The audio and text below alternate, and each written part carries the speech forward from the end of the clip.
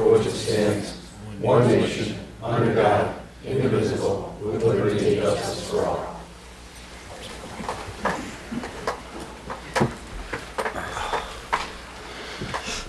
Welcome, everyone. This is Monday, September 18th. If you have any questions or comments, come up to one of these microphones, give us your name and address, and give us your question, your comment, your concern.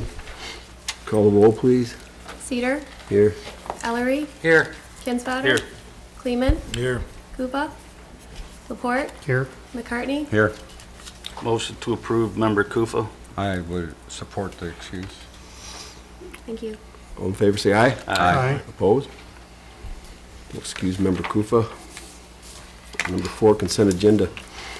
A, City Council minutes of September 5th, 2017, regular meeting, recommendation approved. B is the Cemetery Board of Trustees minutes of August 1st, 2017 meeting, recommendation received. And C, resignation from the Housing Commission and Cemetery Board of Trustees, accept with regrets. Motion to approve A through C as presented, Your Honor. Support. Any questions? All in favor, say aye. Aye. Opposed? We'll go to number 5. We have a public hearing this evening on a commercial facilities exemption certificate request from Planet Clair LLC. I'm going to open the public hearing. Do you want to start, Dan?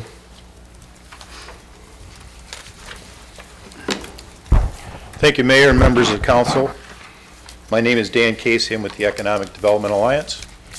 The owners of the St. Clair Inn have asked me to come here tonight to make some comments in terms of their request and to answer any questions. I'll do the best I can. I, of course, don't know the project as well as they do, but I know it pretty well.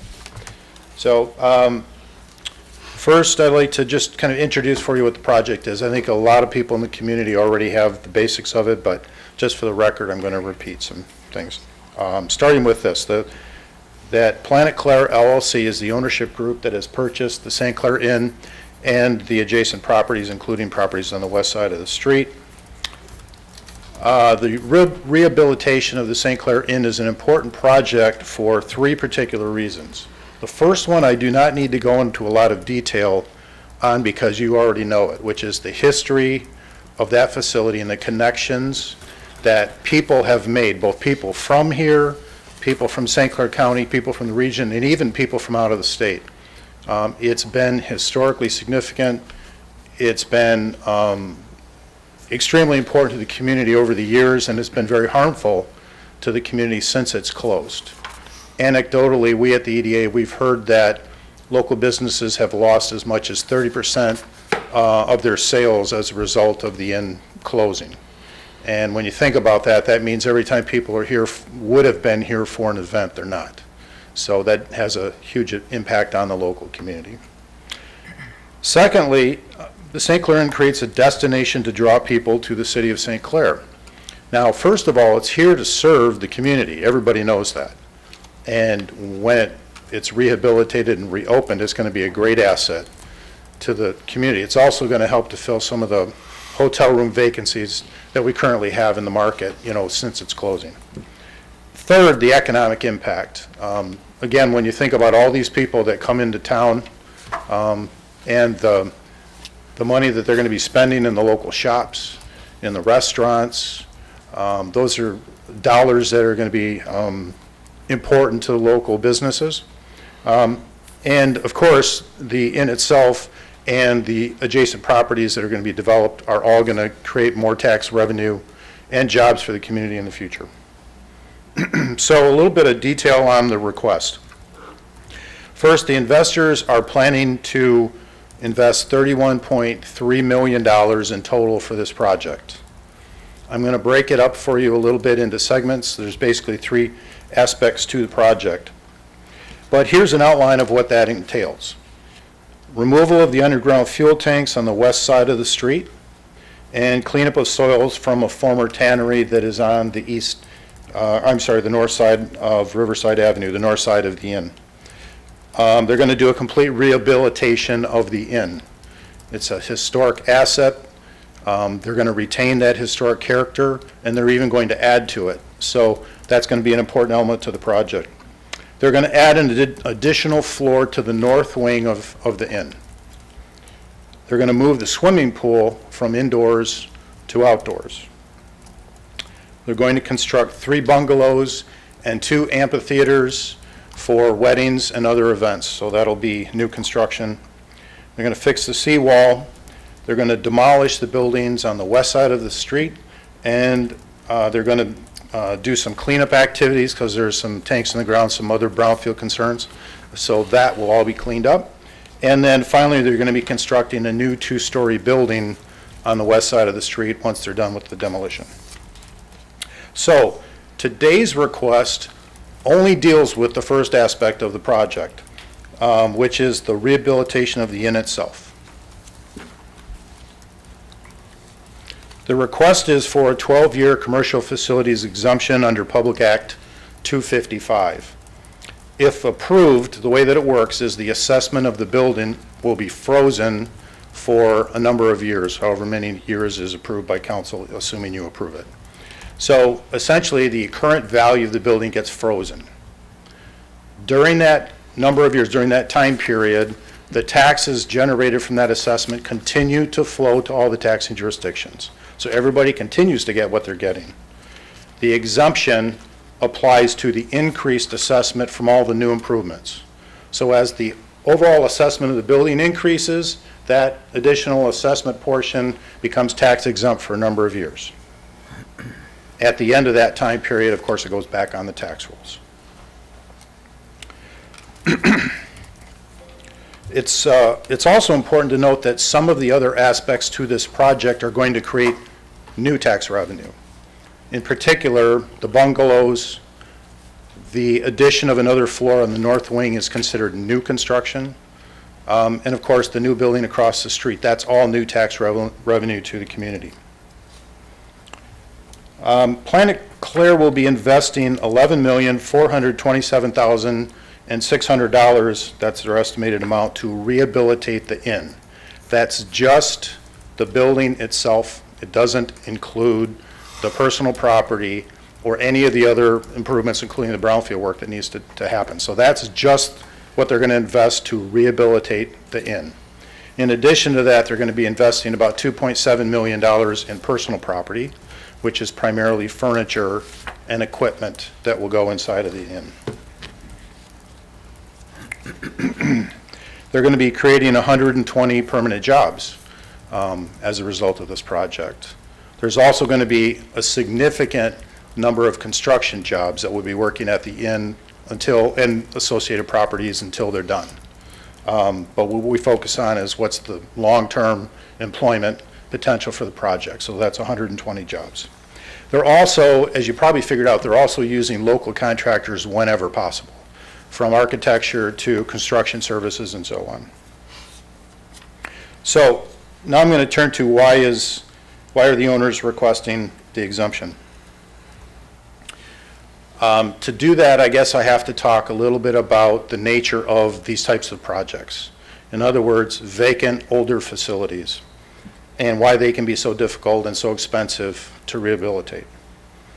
The Commercial Redevelopment Act is the act in which this tax exemption exists.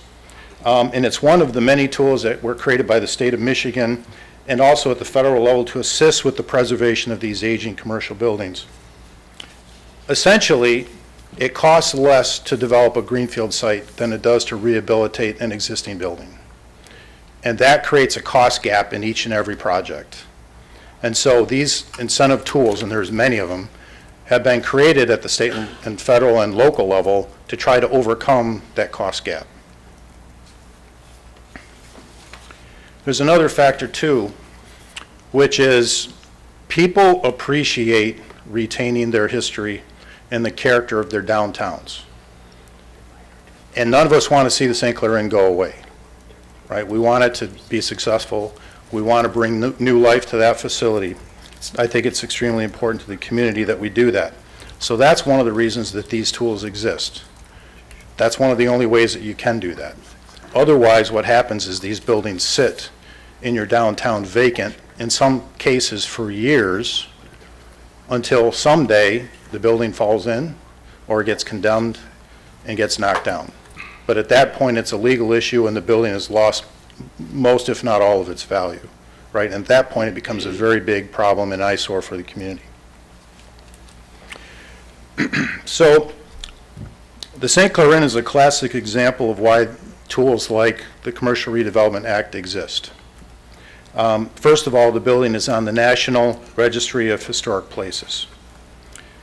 It costs more to preserve the architectural design of a historic building than it does to build a brand new building. That's why the federal government created historic tax credits. It's also a brownfield site, and therefore, it's going to cost money to clean it up. That's an expense that you wouldn't shoulder if it was a greenfield project. You likely wouldn't shoulder that if it's a greenfield project.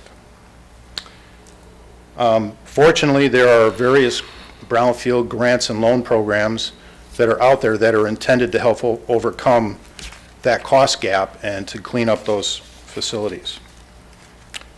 Tax abatements and exemptions are meant to ease the tax burden while these buildings are being brought back to life. I could talk a little bit about the Inn on Water Street in Marine City. That's one of the reasons why they requested a tax abatement from Marine City, and it was granted. In their case, it was because it was a brand new inn or facility, and they didn't know how successful it would be, and they wanted a cushion or a period of time for which they could market the facility, make it known to the region that it existed and that it was an option for people coming into St. Clair County, as well as locally. So, in this case, there are several tools that are going to be used for this project, and all are interdependent, meaning that they all must happen and they all must be approved for this project to go forward. If any one of them doesn't happen and doesn't go forward, the project doesn't happen. So in this case, I'm just going to read you the list of some of the programs. There's historic tax credits. There's an MDEQ grant and loan to cover cleanup costs. There's a PACE loan to install energy-efficient lights, windows, roofing, and equipment. There's, of course, this commercial facilities exemption certificate request, which is intended to reduce the tax burden for a period of time. There's a loan from the state of Michigan through the Michigan Strategic Fund Board. The state loan is significant for the project. They're requesting $7 million. That's a lot more money than projects normally get in the state of Michigan, especially commercial projects. So in this case, it's essential.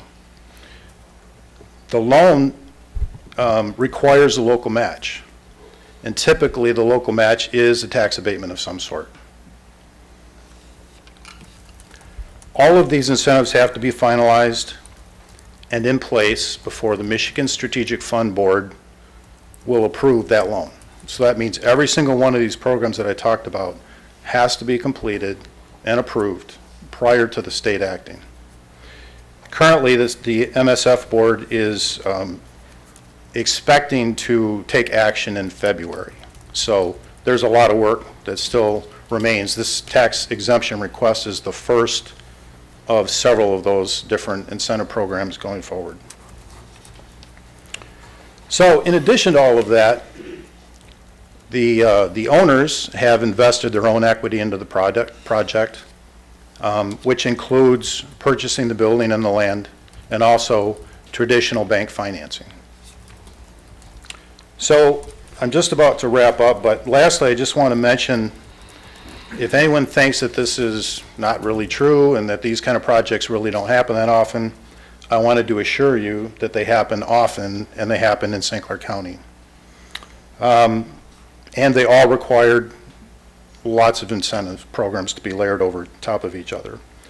In Port Huron, in just the last couple of years, the Sperry's building, the Citadel building, which is a 100-year-old building, Ben's Fine Furniture, and City Flats all had a combination or a layering of various incentive programs to make those projects happen.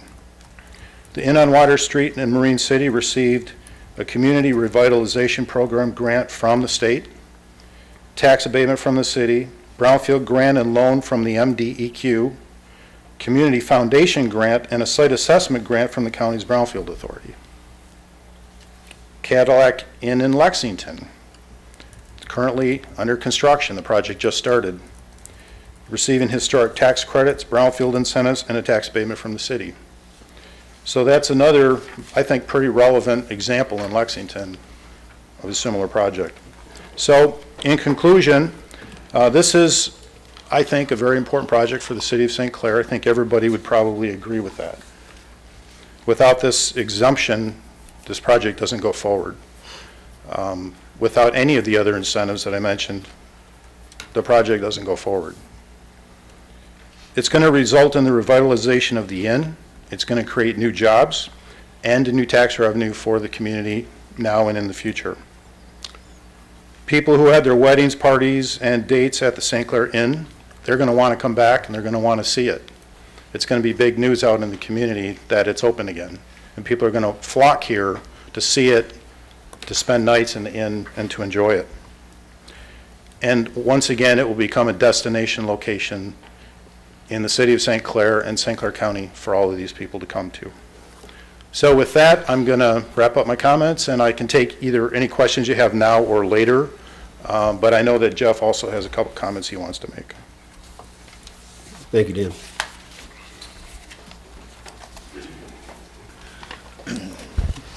Yeah, my comment's pretty well parlay along with Dan's. You've got an email that I received from Jeff Katalski, because I don't think anybody in this room doesn't get asked probably multiple times in the day, is the St. Clair Inn for real? Is this thing going to happen? So on and so forth, right? I don't think the public a lot of times realizes how much money is actually spent on the backside working on moving these projects forward. If you look at just in property taxes, since the groups own it, they've paid roughly $300,000. You've got all the tax bills with you to substantiate that documentation. Consultant fees, $250,000. Environmental, historic, lobbying firm who worked with the MEDC. In a lot of these, I can validate. The lobbying firm, for example, I know they spent $50,000 with them. The historical tax credit, that was $100,000, or historical group, that was $100,000. Now, granted, you get backside monies when you do these things, but you have to flush a lot of cash up front before the other monies come. Your loan fees, they just recently got the loan on place utility, so on and so forth. If this project didn't move forward, these guys would, they'd eat somewhere in the neighborhood of $1 million invested in that. I don't think, you don't see any, a lot of things going on with the inn, but I don't think people realize that how much money you have to spend on that front end to move it. Timing. Jeff Katalski and his partner Rick took possession. If you look of the property, they took it over on December 28th of 15. Our first meeting that we had with a large group, I know some of you were in attendance, that was in February of 16. Sounds like a long time, but when you look at Marine City Hotel, that was a year and a half. The county's involved in a lot of these different projects, so that's what I'm talking about. Convention Center, roughly 3 years. Sperry's building, that was a 5 to 6 year kind of thing. None of these things happen overnight, especially if you're going down the incentive route. So to say it's been long, it has, but I guess it's probably right in line with a lot of these other things that we're seeing. So I just gave you some information on some of the taxes, some of these things, so appreciate your time this evening. Thank you, Jeff. I'm going to look to the public for some public comments. This is a public hearing, so come on up and speak your piece. Just give us your name and your address, please. My name's Greg Thompson, 560 North Riverside. I was here last meeting. As you know, I live 100 feet from the inn. So all the stuff these gentlemen showed us, very interesting. I really don't want to compare the inn to anything else. I see how all it takes time to do. But again, the inn has sat there for a few years before this Jeff guy even bought the place, and I know that we haven't seen all the back stuff. Well, we've seen some of the stuff, but it still sits there looking blighted, worse and worse every day.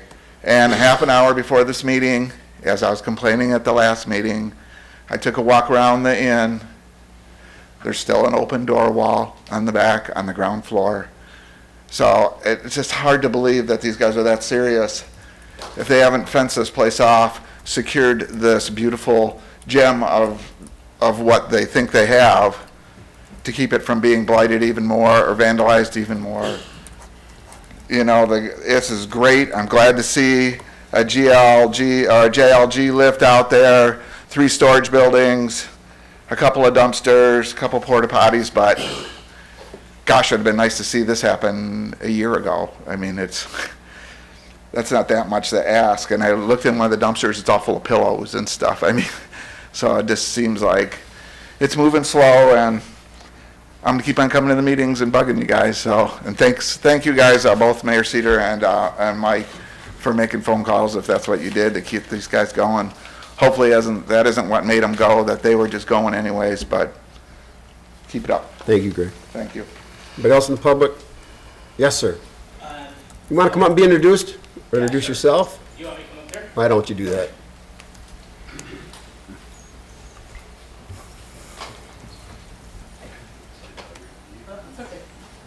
Hi, I'm Rick Barreca, Jeff Katopsky's partner, one of the owners of the Inn. So, you know, when I hear citizens and residents talking, I know it's super frustrating. So just to give you a little bit of background, that, you know, you talk about the things that are happening. You know, this was a good day. This is the first day of construction. Essentially, we started our demolition process. So there are factors that, you know, unless this is your business, that preclude us from doing certain things, because in order for us to get title insurance, there's indemnity issues. So we literally can't, you know, dig a ditch. We can't do anything until the title company says, okay, we get it. You haven't started work. Nobody has priority over the construction lenders and things like that. So that's the issue in terms of why you haven't seen things or people doing work, because essentially we can't let them start until we get our title policy in place, the construction loan closes, which has now happened.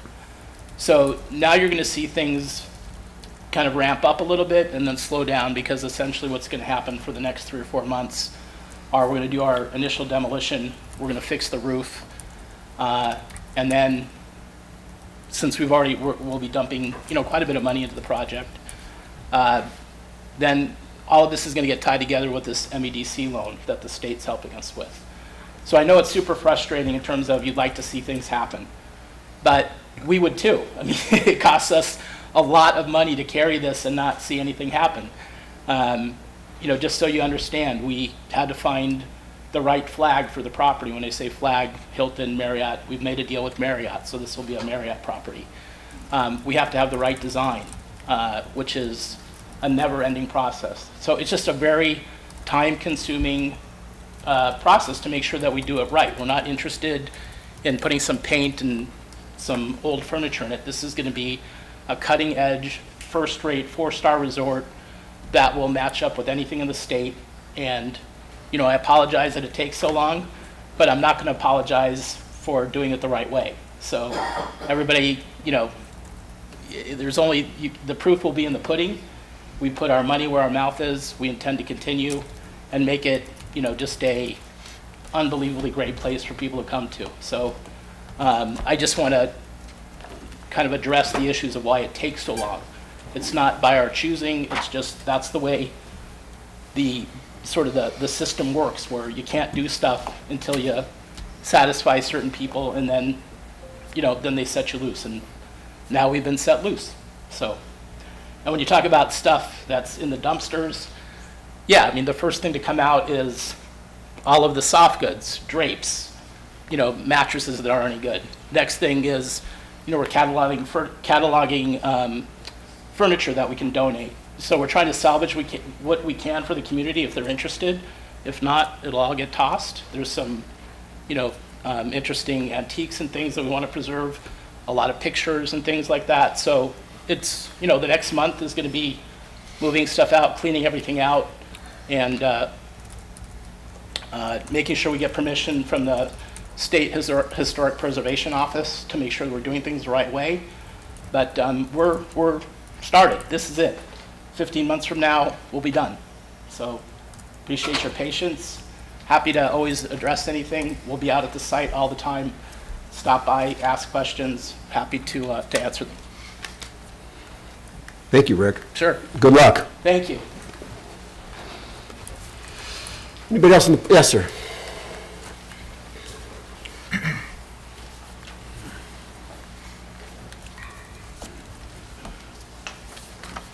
Gary Coes, 1012 Riverside Avenue.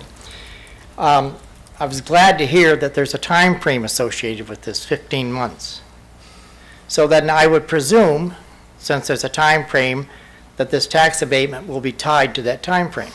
So that in 15 months, if it's not done, then there's no tax abatement. Because the Inn on Water Street and all the other projects that were mentioned tonight always had a time frame associated with it. Now, that's one question. The next question I have is that if they care so much about this property, why would they sit there and allow it to look like a slum?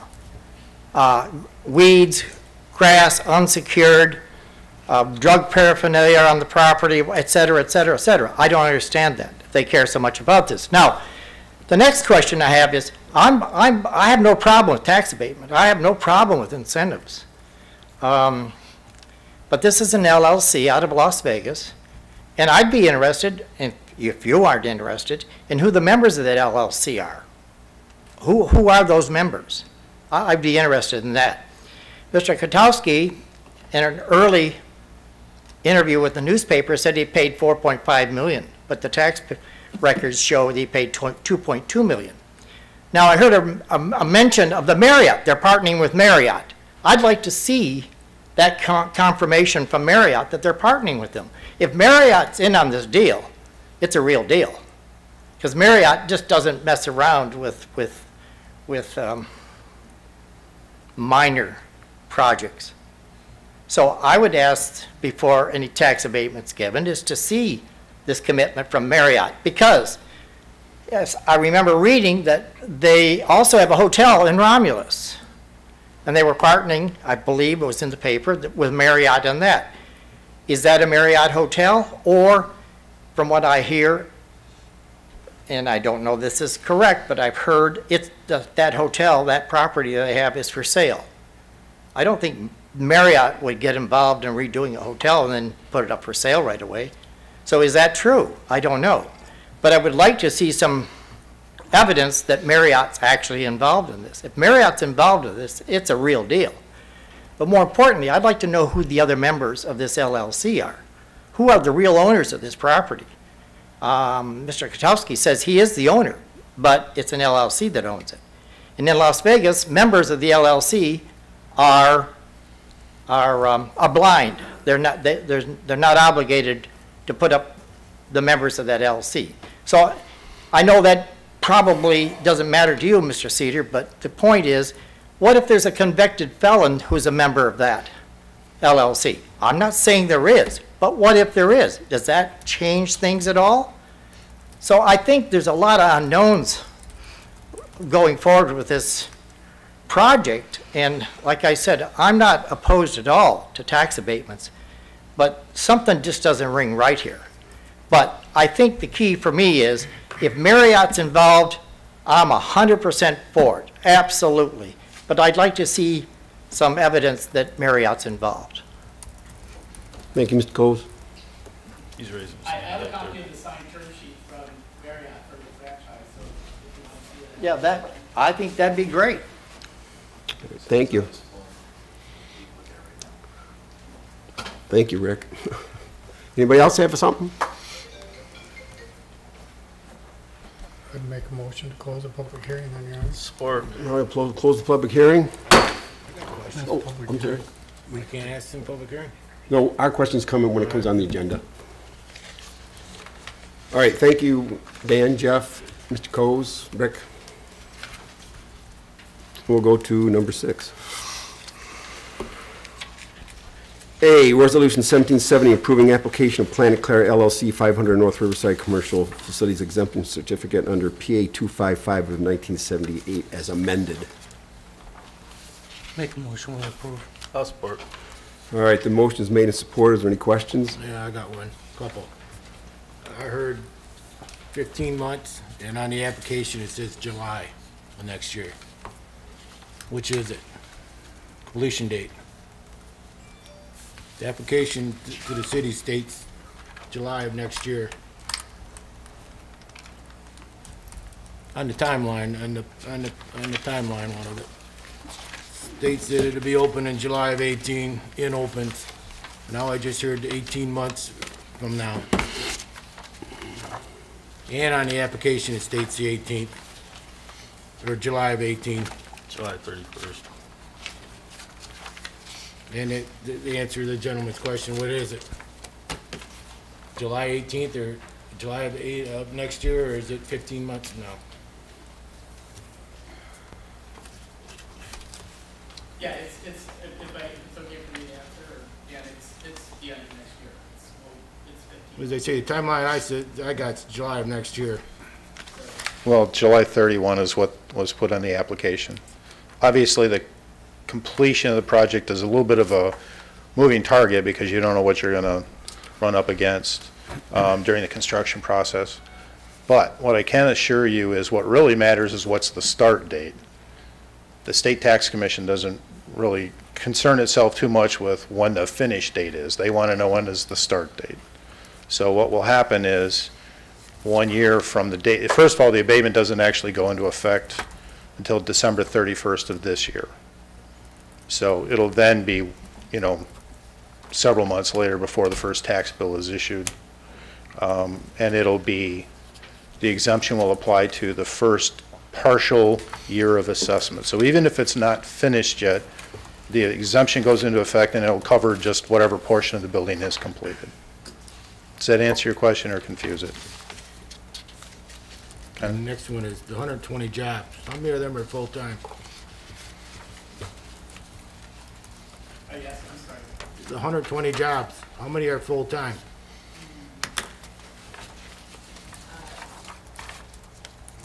90 to 100, probably, at a minimum. And it's relative to the business that gets driven to the hotel, but, you know, that size property with the anticipated revenue, it's 100 full-time jobs. Keep in mind, you know, just I'll speak a little bit more, but keep in mind, seasonality-wise in summer, that 120 figure is probably even low. I mean, if, you know, with bungalows and other outlets that are available, weddings and so on and so forth, that takes a lot of demand for additional jobs in summer. So I'm not suggesting a seasonality where the 100 to 120 goes down. I'm suggesting it goes higher in summer. Any other questions I do from have one council? question. Yes, sir. Is it Rick? Rick. Rick, will you be securing the property during the construction phases? Yes, the fence is scheduled to go up on the 22nd. Thank you. Anybody else? Yeah, it's just the resolution we're voting on, the wording of it. Are we approving it with this vote? Is the what you're voting on. Pardon me? The updated copy, which I handed you right before the meeting, is what you're voting on today. We're voting yes or no on it now. Yes. Anybody else? All right, call the roll, please. McCartney? Yes. Ellery? Yes. Kinsfater? Yes. Kleeman? No. Laporte? Yes. Cedar? Yes. Carried, Your Honor. All right, thank you, gentlemen, people, folks. We'll go to 6B, Resolution 1718 to approve 1617 budget adjustments. Mr. Booth. The resolution number 1718, included in your packet is a resolution for budget adjustments to the 1617 budget. I'm proposing no change to the amounts originally budgeted for either revenues or expenses. The total remains at $3,553,541. If you look at the handout in your packet, you'll notice the third column rounds up to 544. That's just rounding, so it is 541, not 544. Various expense reallocations will be made. The largest decrease is $37,000 to healthcare cost. This decrease is a result of a couple of employees opting out of insurance coverage. The largest increase request is for $55,000 to operating transfers out. Transfers are made annually from our general fund, and they go to major streets, local streets, the rec department, our building department, cable TV, and the city's pension fund. Most of this increased transfer will go to the pension fund. How much of it, Mike? $35,000. Any other questions before I move on from the general fund? Again, most of the numbers are relatively small. Okay. A worksheet for the changes to the budgets for major local streets, recreation. The building department and pension fund was also included in your packets. That would be the page 2. Major and local streets. Both funds are projected to have a higher revenue than originally budgeted. You see that the large increase from the local streets as a result of receipt of a scrap tire grant from the MDEQ. The amount of that grant was $237,000. I'm asking for increases of $93,000 to expenditures for major streets and $259,000 for local. These increases will cover construction costs for road work that was completed during the year. And that was for Hawthorne, South Ninth, Thornapple. Those are local streets. And then Trumbull's considered a major street for us. I think that was probably back in the day when the City Hall was downtown. Recreation adjustments will be made to both revenues and expenditures. Revenues up $32,000, while expenses are up $26,000. The original budget called for a fund balance usage of $13,000. With these adjustments, the balance will be reduced to a usage of only $7,000. Building department adjustments will also be made to revenues and expenditures. The result is expected to be a small increase to a fund balance of $2,000. For the pension fund, increases will be made to revenues. It's a $35,000 transfer in from the general fund, and expenses via an increase to pension expense. Part of that $88,000 was due to an additional $15,000 that was transferred into the pension fund as per contract negotiations. Last year, our pension fund, we had a deficit elimination that we had to do. The deficit was eliminated. Keep in mind that our fiscal year ends September 30, 2017, and additional adjustments may be required. If there's any questions on the other funds? Can we do a motion? I would make the motion to approve the budget as presented. All right, the motion's been made and supported to approve the resolution for the budget adjustments. Any questions? Call the roll, please. Ellery? Yes. Kinsfater? Yes. Kleeman? Yes. Laporte? Yes. McCartney? Yes. Cedar? Yes. Carried, Your Honor. All right, thank you. Let's go to number 7, reports of administration. Mr. Booth. Yes, crack sealing by our DPW is nearly done for the year. You'll see that many of our roads and the bike path were sealed.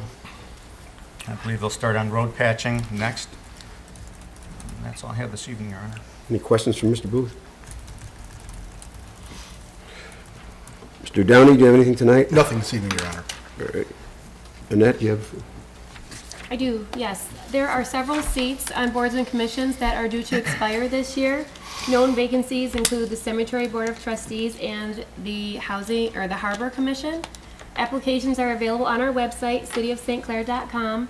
I did bring some applications today. If you'd like to fill one out, you can leave it with me after the meeting. The appointments to these commissions that expire in December are made in January. The seats have various terms. Please know that all the meetings are open to the public, and attending these meetings is an efficient way to voice your opinion, to be part of the decision, and if needed, part of a solution to a problem. The second thing I wanted to mention is that the City of St. Clair is not conducting a November election. However, National Voter Registration Day is September 26th. If you are not registered to vote, or if you're unsure if you are, please visit michigan.gov/vote, or you can register in person with me at the clerk's office. So, thank you. Thank you. D, authorities, boards, commissions, committee chairs, council rep. Anybody have anything? We have no unfinished business. Number 9 is new business, scheduled public hearing for vacation of Rough and Orchard Street request. Your Honor, I make a motion to approve the schedule. Support. All right, the motion made, the public hearing will be set for 7 PM on Monday, October 2nd. All in favor, say aye. Aye. Opposed?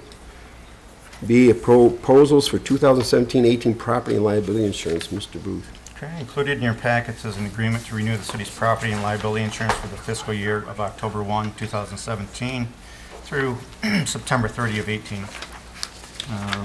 Want to point out before we go any further, in the memo, you'll see a couple of numbers there, 88,602, that is correct for the current year. And then the expiring premium of 84,055 should read 88,055. Thank you.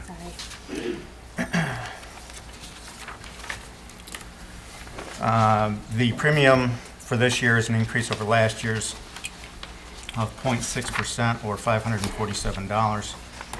Once renewed, the city will receive a refund from MML in the amount of $9,614 as part of the equity return to MML members. Also want to note that this year Annette and I met with Stephen Saff of Nickel and Saff. We met on 2 occasions to discuss requests for services.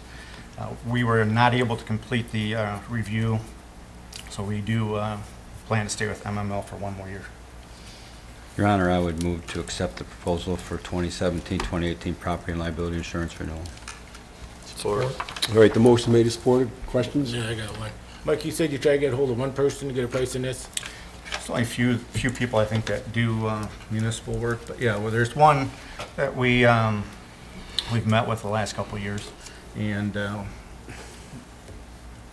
ran into some difficulties with some other items. We weren't able to commit the time to it, so again, it's a small increase, but we do anticipate bidding this out moving forward. Next year it can get bid out? Yeah. Any other questions? All right, call the roll, please. Ken Spotter? Yes. Kleeman? Yes. Laporte? Yes. McCartney? Yes. Ellery? Yes. Cedar? Yes. Carried, Your Honor. All right, thank you. Let's go to C, local road projects. Mr. Booth. Also included in your packet is a recommendation to award fall road repairs to TG Prees Paving Company in the amount of $165,282.50. This project, if approved, is expected to start the week of October 23rd.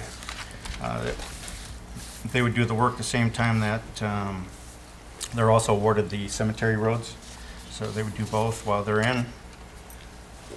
Funding would come from the local street fund. The project will repave 4th Street from Vine to Orchard, which is 1 block, Prestwick, and then Sinclair from the concrete asphalt change on Sinclair to Oakwood Lane. More work with the 2018 millage will be done during the summer of 2018. Your Honor, I'd like to approve the local road projects as presented. What did you say down there? I said motion to approve. Oh, sorry, I didn't hear you. You have to speak up here. Lean in a little bit.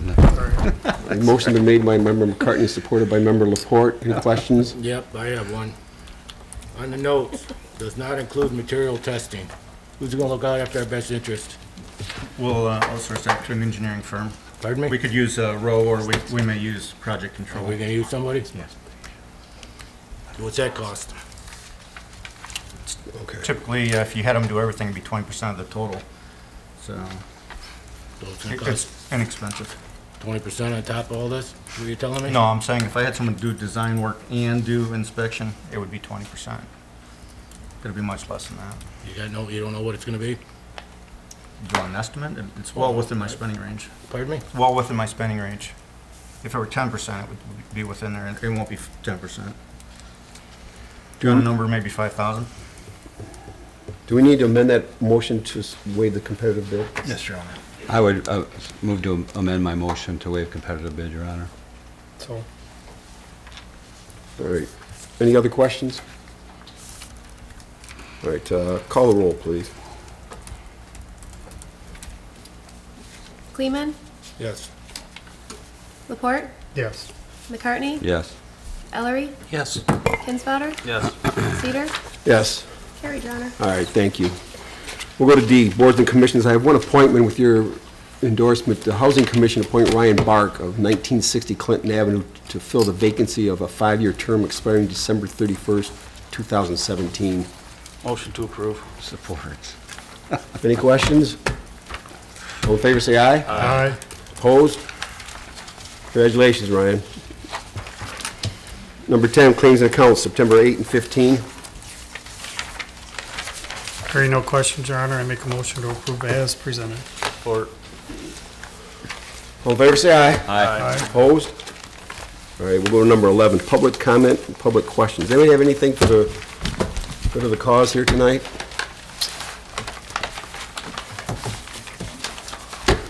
Now come up to the microphone, please, and give us your name and address.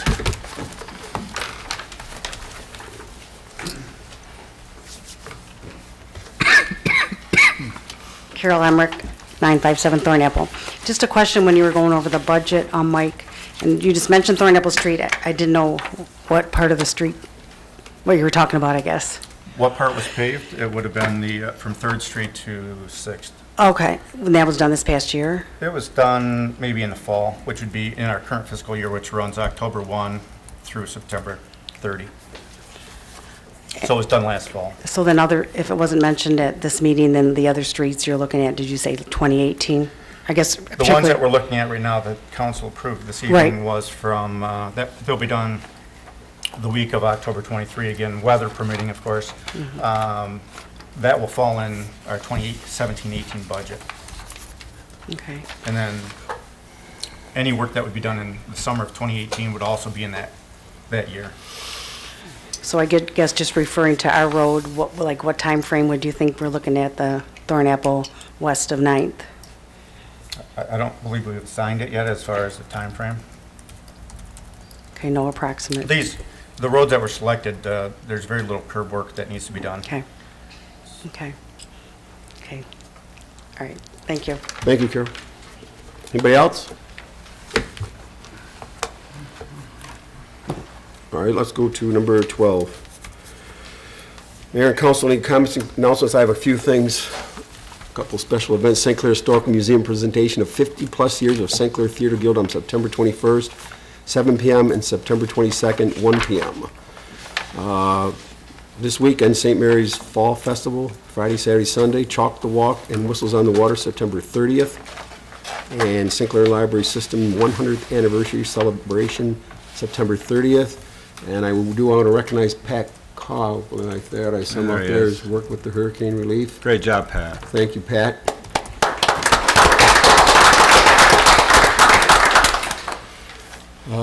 Anybody else? Hearing nothing else, Your Honor, I make a motion to adjourn. Support. All in favor, say aye. Aye. Opposed? Thank you, everyone.